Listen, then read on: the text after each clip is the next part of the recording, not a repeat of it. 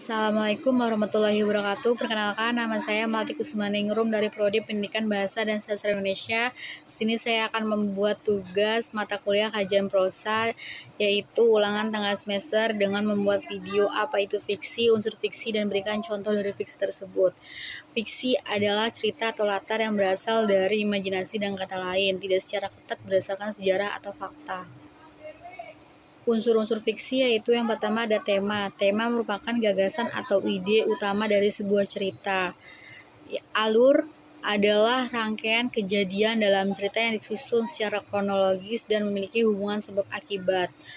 Alur memiliki 3 jenis atau 3 bagian, yaitu alur maju atau progresif, alur sorot balik atau regresif, dan alur gabungan.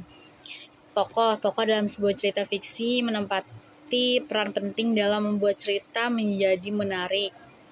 Tokoh dibedakan menjadi beberapa jenis sebagai berikut: berdasarkan fungsi, berdasarkan peranan, berdasarkan perwatakan, berdasarkan kemungkinan pencerminan tokoh cerita terhadap sekelompok manusia dari kehidupan nyata.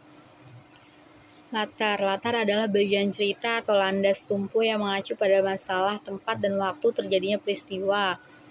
Ada 3 jenis latar dalam cerita, yakni latar waktu, tempat, dan suasana.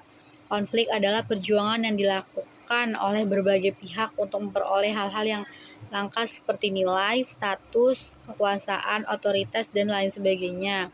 Sudut pandang adalah arah pandang seorang pengarang dalam menyampaikan sebuah cerita sehingga cerita tersebut menjadi lebih hidup dan bisa disampaikan dengan baik kepada pembaca atau pendengarnya.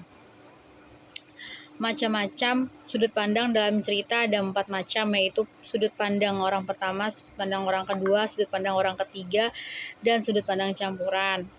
Percakapan adalah komunikasi interaktif antara 2 orang atau lebih. Adapun contoh fiksi yaitu berupa novel, hikayat, fabel, komik, dongeng, cerpen, dan legenda. Mungkin itu saja yang dapat saya sampaikan. Kurang lebihnya mohon maaf. Wassalamualaikum warahmatullahi wabarakatuh.